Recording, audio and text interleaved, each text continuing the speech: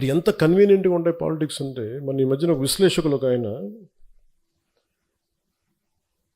నేను అమిత్ షా గారు మాట్లాడుకుంటున్నామంటే ఆయన పక్కనే ఉండి విన్నట్టుగా మాట్లాడారు.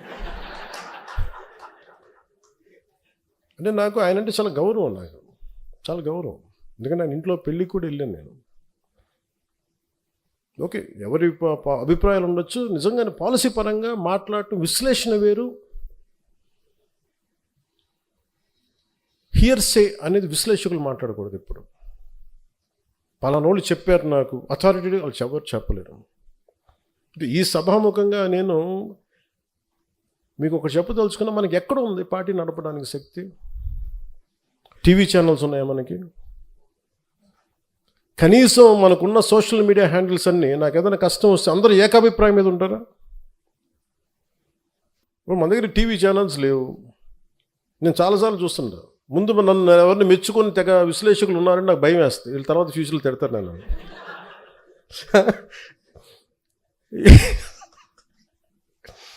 సార్ మీ గురించి చాలా మంచి వీడియో చేశారు సార్, అక్కర్లేదు నేను చూడండి నా భయం, ఎందుకంటే వీడు తర్వాత తిడతాడు అన్నాడు. అంటే అది ఏమైపోయిందంటే మైండ్ అంత ఒక బ్రూటల్ ఫ్యాక్ట్కి యాక్సెప్టెన్స్ వచ్చేస్తుంది. ఈ మధ్యన మా విశ్లేషకులు, మన పేరు మర్చిపోయానండి, ఎవరు ఏమో 2-3 పేరు, ఓకే ఓకే,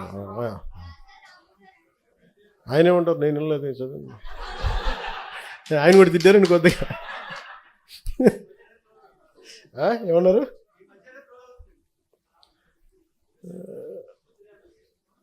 వద్దులే, లోపల నుంచి నాకు కూడా చాలా ఉంటాయి. బండ్ల గణేష్లు నేను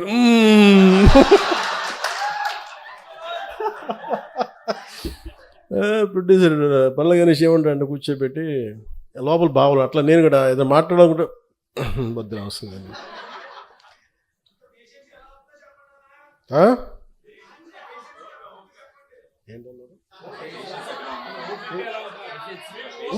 ఇంత పేషెంట్గా ఎలా ఉన్నానంటారా? గత్యంతరం లేక.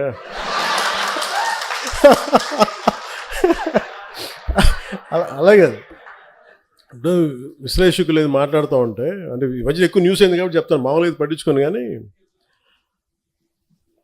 నేను ఎందుకు మాట్లాడుతాను, ఎవరన్నా సరే, అమిత్ షా గారు ఎలాంటి వ్యక్తి? దిగ్విజయంగా 3 సార్లు భారతీయ జనతా పార్టీని అన్ని రాష్ట్రాలు, దాదాపు అన్ని రాష్ట్రాల్లో బోణీ లేని చోట బోణీలు ఖాతాలు తెరిపించి, తమిళనాడు లాంటి చోట ఒక్కొక్క ఎల్లలేని రాష్ట్రాలని కొట్టి చూపించి, కేరళ లాంటి చోట toughest home minister after Shri Sardar Vallabhbhai Patel, Shri Amit Shah was toughest one. But నిజంగా ఆయన నేను చాలా దగ్గరగా చూశాను. నేను ఆయనకి నేను ఏదో చెప్పానంట, ఆయన నన్ను తిట్టారంట. ఇది వీరు విన్నారంట. వీరికన్నా మనోహర్ గారికి తెలిసిన వ్యక్తి మనోహర్ గారు చెప్పి ఆయన చెప్పారంటే వీరు విన్నారంట. నాకు ఏమనిపిస్తుంటే, రోడ్డు మీద వెళ్ళేవాళ్ళు ఎవరో మాట్లాడితే వేరు, ఒక క్రెడిబిలిటీ ఉన్న విశ్లేషకులు ఇలా మాట్లాడితే తప్పదు. ఇప్పుడు నా గురించి కూడా మాట్లాడినాక నన్ను ఎన్నిసార్లు క్యారెక్టర్ అసాసినేట్ చేశారు, ఎన్నిసార్లు నన్ను తిట్టారు అన్నారు, తిమ్మారన్నారు, అవన్నీ పట్టించుకోవాలి. కానీ అమిత్ షా గారి పేరు వినిపిస్తే మటుకు నాకు తప్పు అనిపించింది, అది నేను ఖండించాలనిపించింది. దేనికంటే ఆ స్థాయి వ్యక్తుల్ని,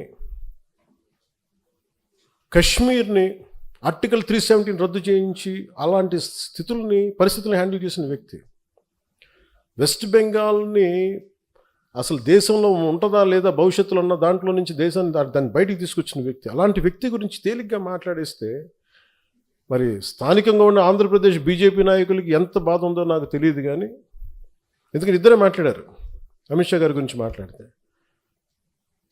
ఇంతమంది ఎమ్మెల్యేలు ఉన్నారు, ఎంపీలు ఒక్కళ్ళు మాట్లాడాల, ఖండించలా.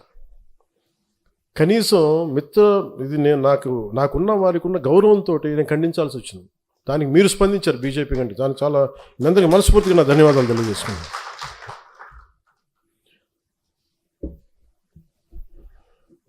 వాళ్ళు అనేది ఏంటి మేజర్గా, నేనంట వైసీపీ నాయకుడి గురించి అంటే ఆయనకి జైలుకి వెళ్ళిపోవాలి, అరెస్ట్ చేయాలంటే ఆయన అంటే క్లాస్ తీసుకున్నారు అంటున్నారు. మీరు చెప్పండి, నిజంగా ఒక క్రైమ్ చేసిన వాడిని నేను చెప్పాలా?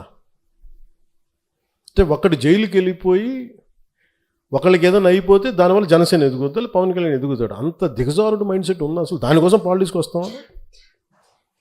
అసలు మీరు పాలిటిక్స్లో మీరు ఎంపీ ఇలాంటి వాళ్ళు ఎవరు పాలిటిక్స్లో లేనప్పుడు కదా నేను వచ్చి రోడ్డు మీదకి వచ్చి ఆ రోజున వైఎస్ రాజశేఖర రెడ్డి గారు ముఖ్యమంత్రిగా ఉన్నప్పుడు కదా నేను నా తుపాకీని సరెండర్ చేసి కదా నేను పాలిటిక్స్కి వచ్చింది. ఏం మాట్లాడతారు మీరు?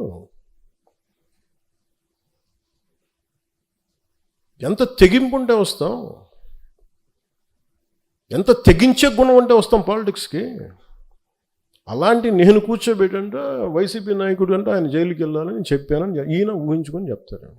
అదో పెద్ద న్యూస్ అది. మరి మీరు అందరికీ కళ్ళకి ఏం కనిపించట్లేదండి? మీ అందరికీ సమస్యలు కనిపించట్లా? ఎంతసేపు వైసీపీ నాయకుడు జైలును ఇవేనా? నేను వెళ్ళి ప్రధానమంత్రి గారితోటేను అమిత్ షా గారితో మాట్లాడితే ఇవే కనిపిస్తాయా? ఇంకేం ఉండవు మాకు సమస్యలు? దేశ భవిష్యత్తు గురించి మాట్లాడమా? ఆంధ్రప్రదేశ్ అభివృద్ధి గురించి మాట్లాడమా? కూర్చోబెట్టి వీళ్ళని జైల్లో పెట్టండి, వాళ్ళని జైల్లో తీయండి, వీళ్ళ నడుంకి బెల్ట్ కట్టేయండి, వాళ్ళ గురుసులు ఇవే చెప్తాం చిన్నాలి. అయినా వాళ్ళకి చెప్పాలా? వ్యవస్థకి నేను చెప్పాలా? ఏసీబీ కోర్టులోనూ వాళ్ళకి క్రైమ్స్ లేవా? రిజిస్టర్ అవ్వలేదు, వాళ్ళు కోర్టులకు వెళ్ళవు, కోర్టులు పనిచేయట్లేదు, కోర్టులకు మేము చెప్పాలా? సుప్రీంకోర్టు జడ్జిలకు తెలియదా ఎవరు నేరం చేశారు, ఎవరు చేశారని తెలియదా? మేము చెప్పాలా?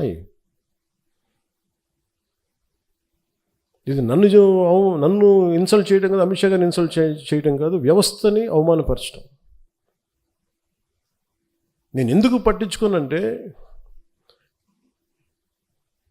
Newton's third law, for every action there is an equal and opposite reaction. చర్యకి ప్రతిచర్య ఉంటుంది. కర్మ వదలదు ఎవరిని,